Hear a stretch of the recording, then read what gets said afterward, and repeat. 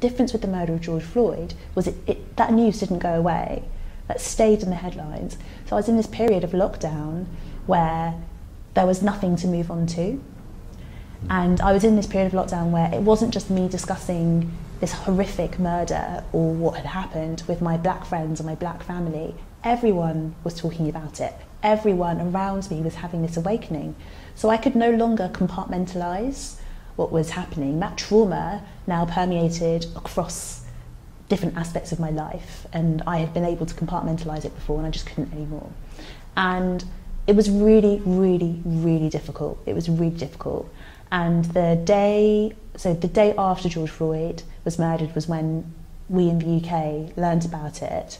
I remember waking up, seeing that headline while I was lying in bed and just feeling so heavy, just feeling really unable to just carry on in the way that I had before, of just kind of pinning my pain to one side and getting on with things. And I made myself a promise that day. I wasn't going to do that anymore. I wasn't going to squash my pain, squash the suffering, and just crack on in the way that I had before. I was going to let people know how I was feeling. So I started to open up a lot more with my colleagues in chambers, with friends, acquaintances and so on, about how I was feeling, about the fact that things needed to change.